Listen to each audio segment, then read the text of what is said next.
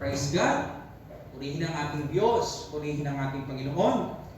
Muli po isang mapagpalang araw sa ating lahat, mga minamahal nating taga-subaybay at mga nanunood sa kanilang tahanan.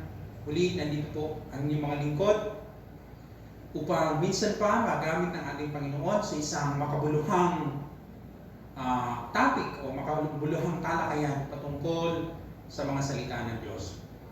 Sa araw na ito, mga minamahal, bibigyan natin ng mga kasagutan ng ilang mga katanungan o yung tinatawag na frequently asked question patungkol sa Biblia at patungkol sa ating Panginoon. Ito yung mga random questions na maaaring kayo rin na mga nanonood ay maaaring sumagi na rin sa inyong kaisipan na itanong nyo na rin ang patungkol sa mga bagay na ito. Bayaan nyo na sa araw na ito, sa tulong ng Panginoon at sa tulong ng karunungan ng Diyos ay mabigyan natin ng kaliwanagan at katugunan, kasagutan sa pamamagitan ng programang ito. Minsan pa sa araw na ito, ang inyong lingkod, Pastor Ray Hatulan, at syempre sa araw na ito, kasama natin ang ating minamahal na pastor. Ako naman si Pastor Dino Yupo at magandang araw, pinagpalang araw sa ating lahat. Samahan niyo kami sa discussion na ito. Okay, so simulan po natin sa isang halagang mga katanungan na kahit mismo ako, pastor, ay tinatanong ko rin po dati. Yung question dito ay patungkol po ito sa paglikha. Okay? Yung pagkakaroon ng Earth at saka ng universe. May dalawang mga paniniwala patungkol sa yung number one, tinatawag na creationist, at yung pangalawa, yung patungkol sa yung mga evolutionist, kung tawagin. Okay? Yung creationist, ito yung paniniwala, pastor, na ang mundo, o hindi lang ang mundo, maging ang buong universe, ay nilikha ng Panginoon ayon sa nasulat sa aklat ng Genesis. Yung tinatawag na 6-day creation na ginawa ng ating Panginoon. Samantalang yung kabilang grupo, yung evolutionist, iba yung kanilang paniniwala. Sapagkat ang paniniwala nila, ito sila yung masyadong naniniwala doon sa tinatawag na Big Bang Theory. At doon nagmula ang lahat ng bagay dito sa hindi lang sa Earth, kundi maging sa buong universe, sa buong kalawakan. So ang tanong dito, pastor, ano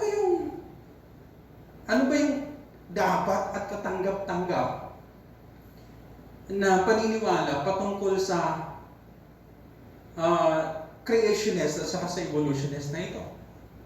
Okay, so magandang katanungan yan. At marami rin may kanyang katanungan. No? Praise God! Maging sa panahon natin ngayon, sa mga students, madalas na tinatalakay yan. Amen. Sa science.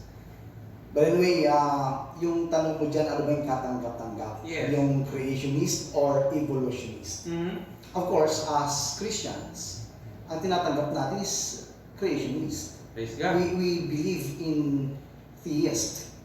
That God created everything in heaven and in earth. Yes. So it means na para sa atin, hindi tayo naniniwala sa sinasabi ng evolutionist. Pero meron tayong mga arguments na kinakailangang patunayan para matanggap ang ating affirmative. Yes. Pastor? Yes.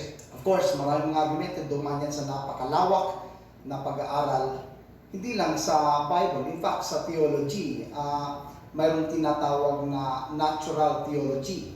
Praise God! Oo, na kahit hindi mo gamitan ng Bible, pwede natin patunayan na mayroong Diyos na lumikha ng lahat ng bagay. For example, sa iba't ibang form of arguments na patunayan yan, na mayroon talagang Diyos na lumikha ng lahat ng mga ito. Mamaya, re-refute natin ang kanilang mga sinasabi patungkol sa creationist. Ano bang gusto mong unahin natin? Yung i-refute muna natin sila bago natin i-affirm ang ating pananampalataya? Yung paniniwala ng mga evolutionist. Okay. So, ang tagal na yan 4 billion years. 4 billion ang Earth. Oo. So, napakatagal na nun. Kasi meron silang ginagamit na isang uri ng chemical, Carbon dating. yung carbon dating, na siyang tutukoy daw kung gaano nakatanda ang isang stone or ang iba't ibang mga object sa mundo ito. Batay sa kanilang pag-aaral, meron pa mga fossils na ginagamit sila. At sa Yes. mga fossilites na yan, doon nila nako-confirm through that kind of chemical na ito nga yung age ng ng object na yan, ng fossil na yan. But anyway, Pastor, ano lang yan theory lang yan kahit sila mismo ay hindi sila assured na ang kanilang paniniwala ay totoo or truth, kundi theory lang. Pag sinabing theory, it means na maaaring tama at maaaring mali. So hindi sila mismo hindi naniniwala, hindi sila sigurado na or 100% na tama at totoo ang kanilang theory. Sa madaling sabi, Pastor, hindi conclusive yung Hindi kanilang- conclusive, theory lang. Maaaring tama or maaaring mali. Siguro pasimulan natin sa possibility ng kanilang pagiging tama. Okay. Okay, ang lahat daw ng bagay ay sa buong mundo nanggaling din sa evolution. Pag sinabing evolution kasi, from the word evolve. So nagbago ang lahat ng mga bagay batay sa panahon. Yes. So, kailan at papaano? Of course, ang kanilang author dyan, nandyan si Charles Darwin. Charles Darwin. Na siyang, sabi nila, nakadiscovered ng Big Bang Theory. Yes. So sa Big Bang Theory na yan, ang nakakatawa dyan, Pastor, na ang lahat ng bagay ay nanggaling sa isang dot. Yes. Napakaliit lang, isang dot lang. Hanggang sa yung isang dot na yan ay nag-compose ng napakalaking mass sa kalawakan. At yung mass na yan ay nagkaroon ng napakalakas na pressure, biglang sumabog. At yun ay naging Big Bang. Kaya nga Big Bang. Big Bang. Nagkahiwa-hiwalay yan. Nagkaroon ng mga stars, nagkaroon ng mga planets, etc. Blah, blah, blah. Okay, so, kung ating i-analyze, di ba, pag-aaralan, hindi katanggap-tanggapin ng buong universe na ito ay nagpasimula sa isang dot. Iko-compare sa ating paniniwala na ang buong universe ay nagsimula sa isang God. Ano ba ang katanggap-tanggap? Dot or God? Of course, God. So, parang ang layo, di ba? Ang difference. Kaya nga makikita natin na wala silang assurance puro pag-aaral lang In fact, Pastor, kung totoo na 4 billion years old na ang mundo, mayroon kasing tinatawag na cosmic dust. Pag sinabing cosmic dust, ito yung dust na pumapasok sa outer space natin. Yes. Pumapasok sa mundo. At minimeasure ito every month, every year ng mga scientists. And according to them, kung totoo nga na 4 billion years old na ang mundo, sa loob ng 4 billion years, puno na tayo ng dust. Wala nang karagatan. So imagine yung dami ng mga dust na nalalaglag from, di ba, outer space. Kahit pa unti-unti. Kahit pa unti-unti lang. Wala na. Puro disyerto na tayo. So lumalabas sa pag-aaral nun, sa cosmic dust, ay hindi totoo na 4 billion years old na ang mundo ito. So yung nila, sa loob ng 4 billion, eh talagang puno ng mundo ng cosmic dust.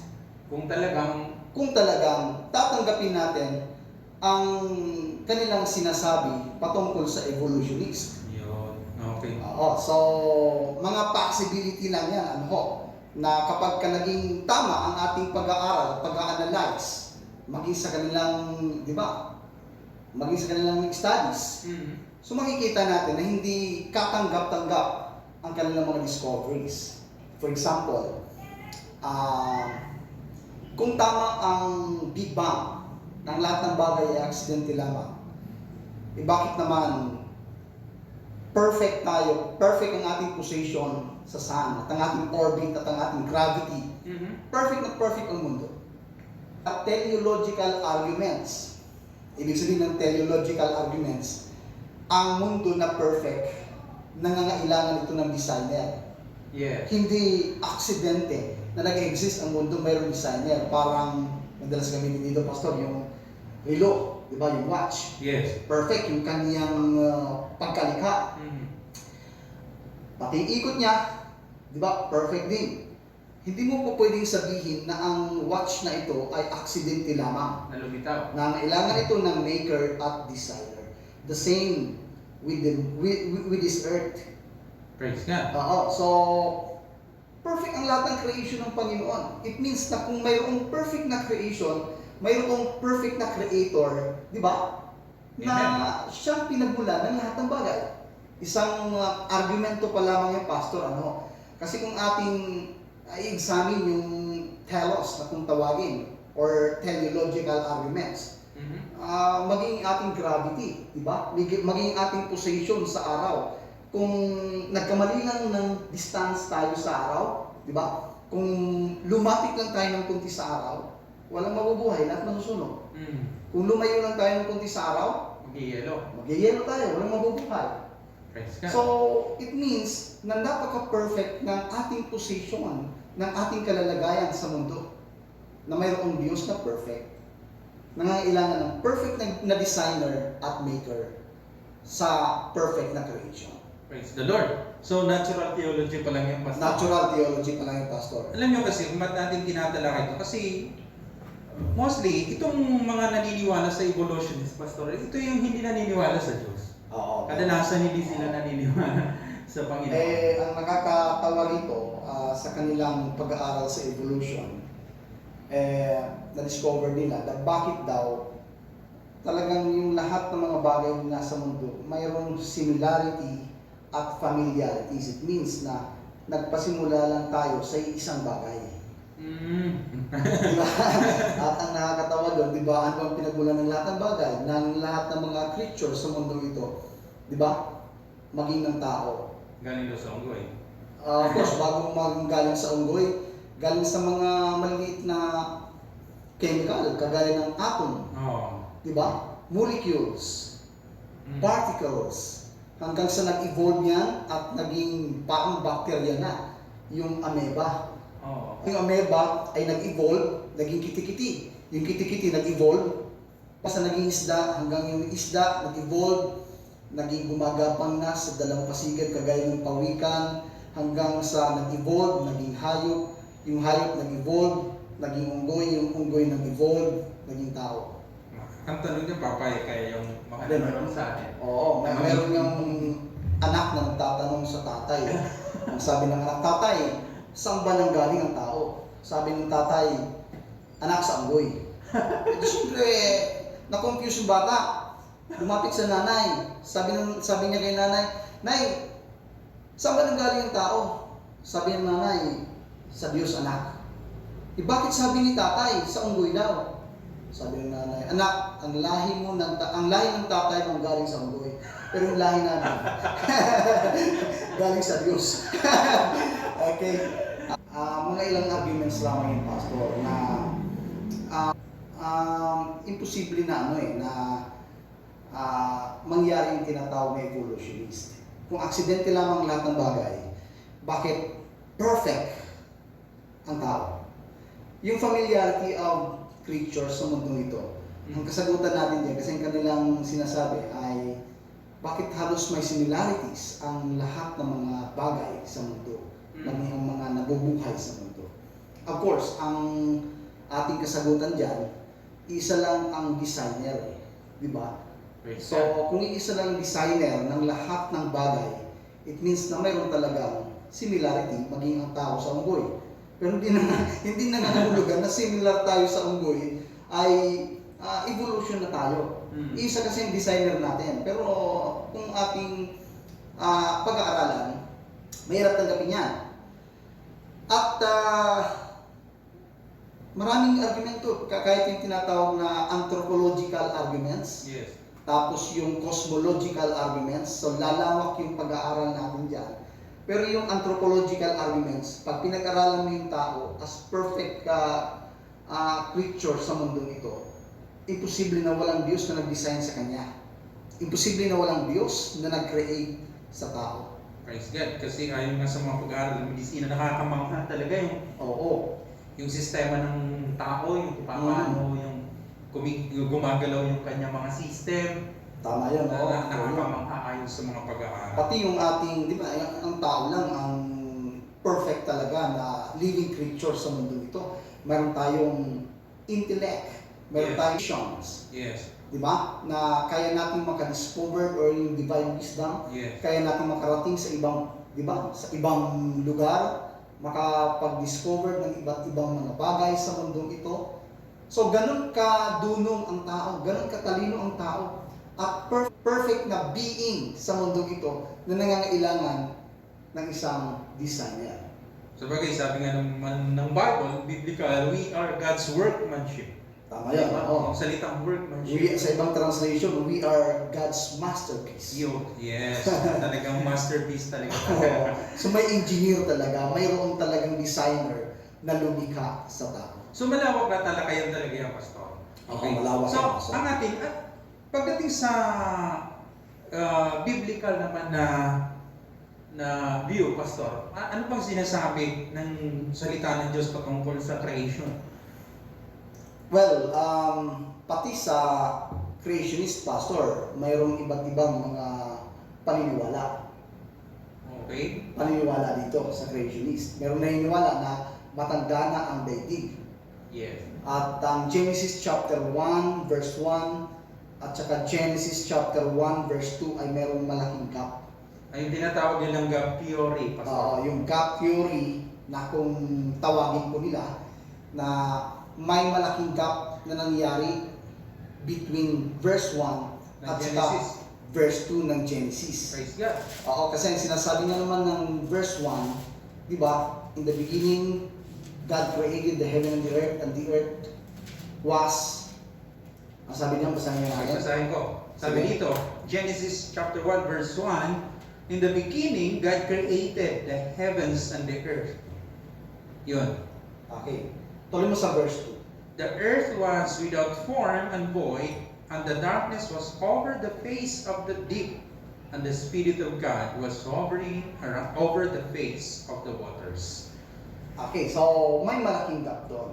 Sabi nila, creationist ang may ganitong klaseng pananaw. Naniniwala sila na ang Diyos ang lumikha ng langit at ng lupa, pero ang Genesis chapter 1 verse 1 at saka yung verse 2 ay may malaking gap. Maaaring yung sinasabi ng science na million years old or billion years old ang nangyari na. Oh, praise Kasi ang God. sabi nga naman ng verse 1, in the beginning God created the heaven and the earth. Diba? At saka yung creation na yan ng earth, ng heavens and the earth, pagdating ng verse 2, recreation. Kasi namatay daw yung mundo dahil nung napakatagal ng panahon ay ibinagsak si Satanas sa lupa. At nung ibagsak si Satanas sa lupa, naging sanhi ito ng kamatayan ng mundo. Kaya ang verse 1, sabi nila, ang mundo ay patay dyan eh. Praise God. In the beginning, Without form and void. and void, ang sabi dyan. Pagdating ng verse 2, recreation, nagkaroon ng recreation ang Diyos. Okay, nilikha niya ulit ang lahat ng bagay, maging ang tao. Okay, so ang tawag dyan ay gap theory. Kapag ka ganun ang paniniwala, Pastor, so lalabas nga na matanda na talaga ang mundo. Lalabas na matanda na ang mundo. According sa kanila pong presentation Yes. at sa kanilang paniniwala. Pero ang hindi katanggap-tanggap dito ay hindi ito biblical eh. Maraming lalaban ng mga talata sa Bible kapag ka tinanggap natin ito. Mantakin mo, si Satan ang naging dahilan para mamatay ang mundo. Di ba? Oo, pero biblically speaking, mayroong tawag ito, the theory refuted. O pwedeng mayroong refuted ang theory na yan sa pamagitan ng biblical perspective. Yes, of At course. mga passages sa Bible na lumalaban mismo roon. For example, yung contradiction ng scripture sa kanilang presentation sa Exodus chapter 20 verse 11. Basahin natin. Sige nga, basahin natin. Exodus chapter 20, Verse 11. 11, ito ang sinasabi. Okay. Sabi dito, verse 11, For in 6 days the Lord made heaven and earth, the sea, and all that is in them, and rested on the seventh day. Therefore, the Lord blessed the Sabbath day and made it holy. Okay. In the 6 days, Okay? di ba? Nilikha niya ang langit at ang lupa. Mhm. Literal yan sa Hebrew manuscript, ang days na tinutukoy dyan, ano yan eh, yung verse na yan, obviously referring to Genesis chapter 1, verses 1 to 2. Mhm. Pero pagka binasa mo yung original na language na ginamit ng Exodus chapter Kung saan original na sinulat ng Oo. Bible. verse 11, nagtutukoy ito ng literal na araw. Hindi ito figurative. Mhm. Oo. So, kung ang sinasabi ng Exodus chapter 20, verse 11, na sa loob lamang ng anim na araw, nilikha ng Diyos ang langit at ang lupa at ang lahat ng mga naroroon.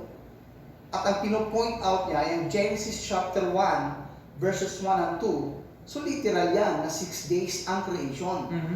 Hindi siya, di ba, hindi siya gap. Walang gap na nangyayari doon.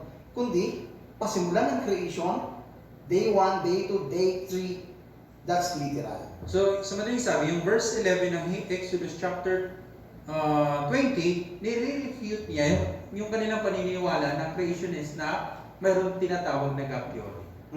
Yung gap theory, nire-refute na sa pamagitan ng Bible. Mhm. At marami pang mga passages sa Bible na may contradiction Mhm. doon sa kanilang pananaw patungkol sa gap theory. Mas maganda po, Biblia ang sumasagot. Oo. For example, ang sinasabi ng Bible, di ba, ang kasalanan ay pumasok sa mundo ito sa pamagitan ni Adan. Mhm. Di ba? Biblical yan. For example, 1 Corinthians chapter 15, verse 21. Mhm. Di ba? Babasahin Ano mo natin. sabi? 1 Corinthians, Chapter 15, verse 21. okay? Chapter 15, verse 21. Ito ang mababasa natin. Sabi rito, For as by a man came death, by a man has come also the resurrection of the dead. Okay? For as in Adam all die, so also in Christ shall all be made alive. Verse So, 22. From Adam, lahat ay Ay namatay. Mhm. So, nagpasimula kay Adan ang kamatayan. Mhm. Pero yung gap theory, ang kamatayan ay nagpasimula nung ilaglag si Satanas sa lupa. Yun ang sinasabi ng namatayan. Oo. Mundo. Kaya yung gap ng verse 1 at saka verse 2 ay nagko-confirm sa sinasabi ng mga scientists. So Oo. parang ang kanilang pag-aaral ng Bible ay na-influensyahan sila Ng ng evolutionist. evolutionist. Oh, Kung kaya ang naging result ay mayroong gap theory na nangyari. Maraming mga passages sa Bible, sa Romans chapter 8, verses 20 to 22. Okay. Yan yung mga contradiction ng Basahin ko, kanilang Pastor. theory. Romans 8:20 to 22. For the creation was subject to futility, not willingly, but because of him who subjected it in hope that the creation itself will be set free from its bondage to corruption and obtain the freedom and the glory of the children of God. For we know that the whole creation has been groaning together in the pains of childbirth until now. And not only the creation, but we ourselves who have the first fruit of the Spirit groan inwardly as we wait eagerly for adoption as sons, the redemption of our bodies. Okay, so yun. Another verse yan na nagre-refute sa kanilang paniniwala na maliwanag ang sinasabi ng talata, biblically speaking, na nagkaroon ng futility, di ba? Ang Yes. buong nilikha sa pamagitan ng kasalanan ng unang tao. Praise God. Oo, so nagkaroon ng kamatayan. Kaya pag tinanggap natin yung gap theory, maraming mga verses sa Bible ang mani-disregard. at mawawalan ng meaning. Okay. Oo. So hindi siya hermeneutically Right. acceptable. Yes. Oo, sa mga mananampalataya, sa Christianismo. Praise God. At of course, ang isa doon na medyo napakalaking confusion, kung talagang may God theory, yung mga creation ng Panginoon before Adam, walang chance ng kaligtasan. Dahil ang kaligtasan na ino-offer ni Christ ay mula lang sa generation ni Adam. From Adam. Oo, so lahat ay napahamak doon. Yun ang mahirap tanggapin. Ayun ang mahirap tanggapin mo. So, hindi nilikha ng Panginoon ang, di ba, mundong ito, pagkatapos ay i-abandon niya sa loob ng napakahabang panahon, billion years. Pagkatapos ng billion years, muling i-recreate ng ating Panginoon. So, hindi gano'n ang Diyos. Praise Kung God. ano ang literal na sinasabi ng Bible, mas katanggap-tanggap talaga ang earth creationist na kung tawagin. Actually, meron pang other views dito, Pastor, sa gap theory, tinatawag na day-age theory. Praise Ang God. kanilang pinagbabatayan dito, yung 2 Peter chapter 3 verse 8. Anong sinasabi Basahin natin. yung day-age theory. 2 Peter Chapter 3 verse 8. chapter 3 verse 8. Okay, ganito ang mababasa natin. Sabi niya, "But do not overlook this one fact, beloved, that with the Lord, one day is 1,000 years, and 1,000 years as one day." Ayan. So, di ba, yung one day is 1,000 years, and 1,000 years is One day. one day in the Lord.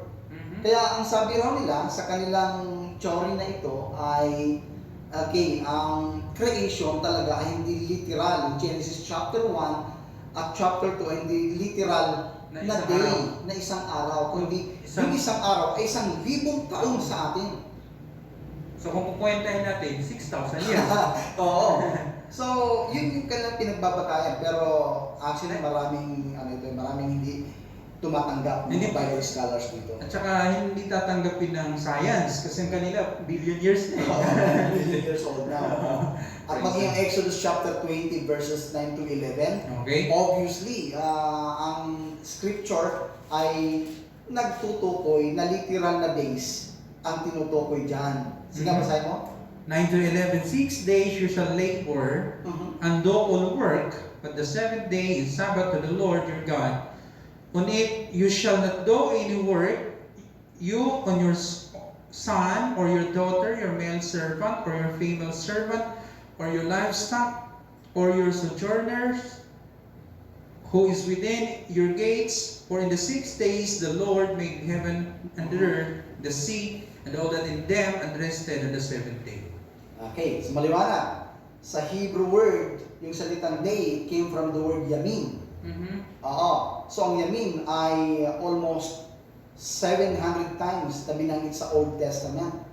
At ang lagi niyang ang kanyang meaning doon ay literal na araw or days.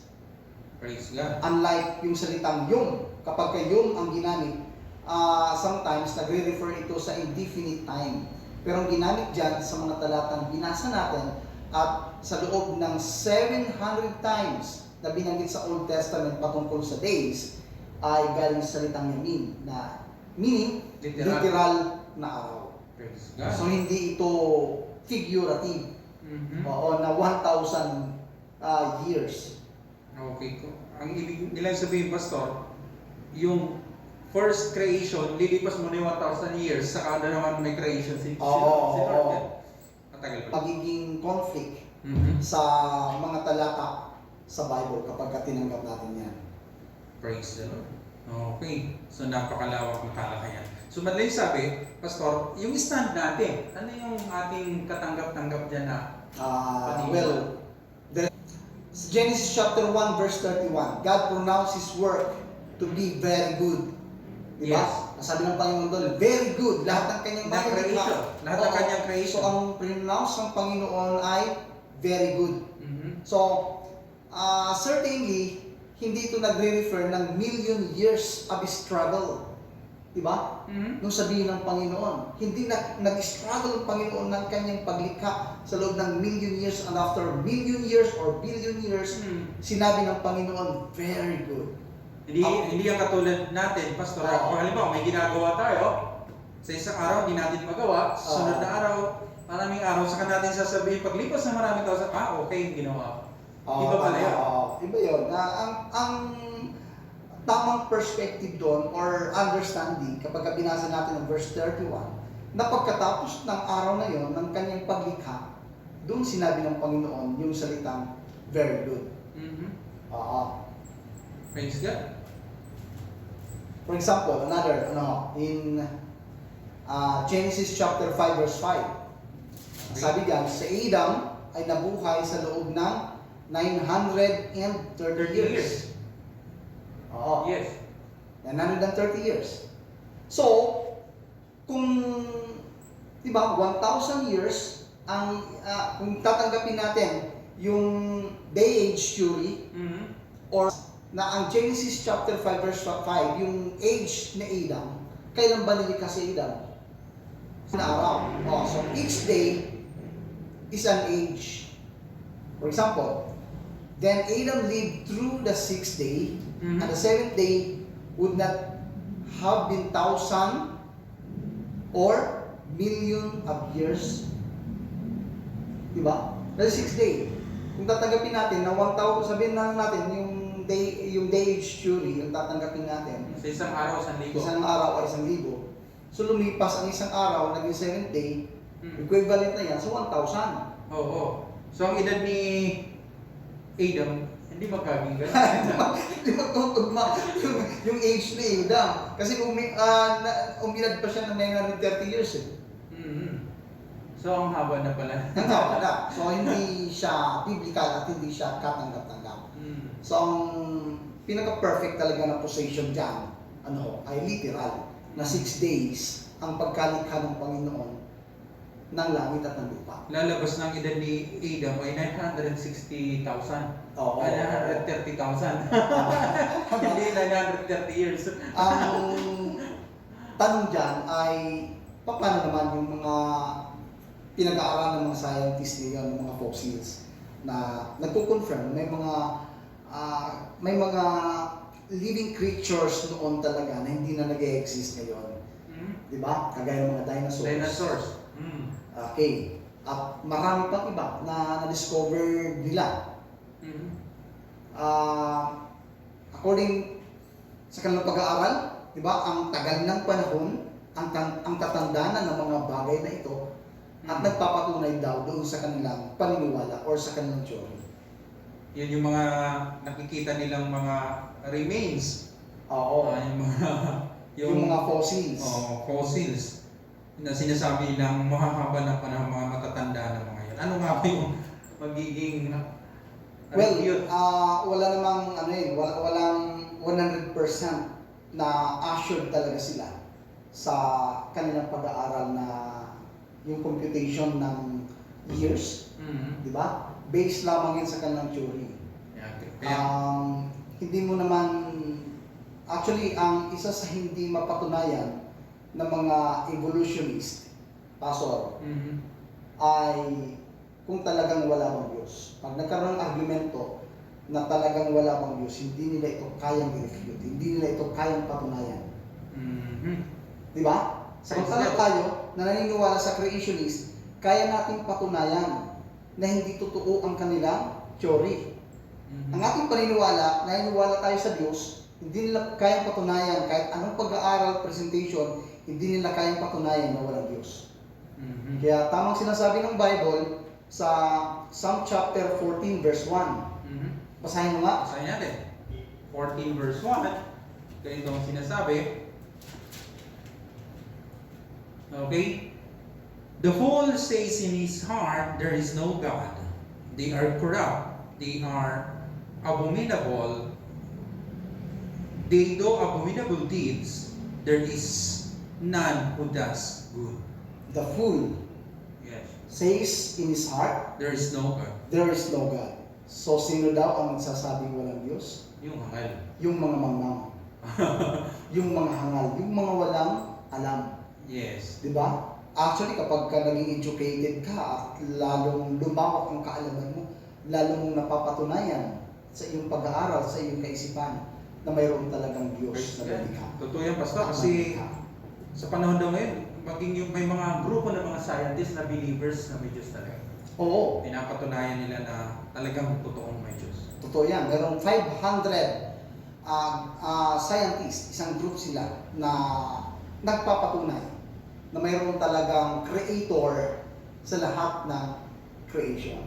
Praise Masakin mo, Pastor, kung tatanggapin natin yung Big Bang, napaka-imposible niyan eh. For example, yung cycle lang ng buhay natin sa lupa, Mhm. paano naging aksidente yan, di ba? Yung ating hininga, oxygen, at ang ating binubuga ay carbon dioxide. Yes. Pero ang puno, ang kanyang Hininga. hininga ay carbon dioxide at ang kanyang binubuga ay oxygen. Grabe, sino makakagawa? Oh, sample lamang yan. At kung aksidente ang mundo, bakit bilog na bilog? Mhm. At lahat ng mga planeta, bilog na bilog. Mhm. Parang ang hirap yatang paniwalaan na aksidente tayo. Parang tama nga ang sabi ng Bible na ang sabi ng hangal, wala namang Diyos. Ang matitindi ito, Pastor, kasi nung tayo, nung bata tayo, tinuturo sa school na yung evolution, maging sa panahon ngayon. Oo, tinuturo. Di ba? Actually, yung mga sinauna daw na mga tao na mukhang unggoy, yung mga Cro-Magnon man, Oh, yan. Neanderthal man, Nebraska man, mga theories yan, mga discoveries yan, ng mga evolutionists. Ganong klase daw ng mga unggoy na nag-i-evolve papunta sa tao. Yan. Di ba? Yung Nebraska man, Neanderthal man, Cro-Magnon man. Pero napatunayan sa pag-aaral ng mga scientists ng English at saka ng England na ang discovery si Charles Darwin patungkol sa ganyang uri ng mga tao, sa Neanderthal man, Cro-Magnon man, ay walang katotohanan. Yung buto ng ng unggoy na yan ay kinulayan lang para magmukhang million years. Pati yung ngipin, hinasa lang para magmukhang ipin ng tao. Pero declared maging sa Guinness World of Record ng pinakamahabang kasinungalingan na naganap sa lupa ay ang kasinungalingan ni Charles Darwin. Grabe, buti na. Okay, so mahaba tayo sa talakayan yan. So, ganda nga ng talakayan na ito eh. praise God. Oh, So, doon tayo sa diretso tayo doon, Pastor, sa yung yung hanging question ko kanina, yung katanggap-tanggap. Yun tayo, yung stand natin as Christians. Of course, napaka-clear ang sinasabi ng Bible. Genesis chapter 1 verse 1, wala nang argumento kung mayroong mag-Diyos o wala. Kundi ang sabi doon, in the beginning, God created the heaven and earth. So there is God. There's God. So wala nang arguments. Kasi kahit nung unang tao, hindi argumento kung may Diyos o wala. Dahil ang lahat ng tao ay naniniwala talaga na mayroong Diyos. Di ba? Good. Oo. So, naniniwala tayo na may creator sa lahat ng creations. Yes. There is God. There is a creator. Ito yung walang iba kundi ang ating Diyos. That leads to the next question. Ito, of course, halos na talakay natin yung tinatawag na, is there any conclusive argument for the existence of God? Meron bang conclusive argument sa existence of God? Of course, tatalakay natin, there is God. There is a creator. Tama. Diba? Praise the Lord. Okay. So yun. So, napaka habang talakayan, mga kapatid kong minamahal. So, sa oras na ito, mga kapatid kong minamahal, katulad nga na madalas namin sabihin, talagang ang oras ay mabilis kong tumakbo. So, natalakay natin halos dalawang question lang sa araw na ito. Ganun pa man na pansamantala namin puputulin ang aming pagtatalakay na ito. At nawa sa mga susunod na pagkakataon ay mabigyan pa natin ng mga ilang kasagutan, yung mga marami pang katanungan na maaaring matagal nyo nang nais itanong mga kapatid ko minamahal. So, final words, Pastor, para sa araw na ito. Okay, maraming salamat sa inyo pong pakikinig at nawa ay naging kabahagi kami sa inyong kaunawaan, sa inyong paglago sa pananampalataya, at sa mga katanungan na ating pong nabigyan ng kasagutan sa pamamagitan po ng banal na kasulatan. Praise the Lord. At nawa, huwag po kayong magsawang patuloy na makinig, sumubaybay sa mga ganitong paraan ng pagtatalakay sa kanyang mga salita upang lalo pong mapalalim ang ating pagkakilala at pagkaalam patungkol sa salita ng Diyos. Tunay nga po na sinasabi ng Bible, okay? My people perish because of lack of knowledge. So sa mga ganito, mga paraan ay malaking tulong para sa atin.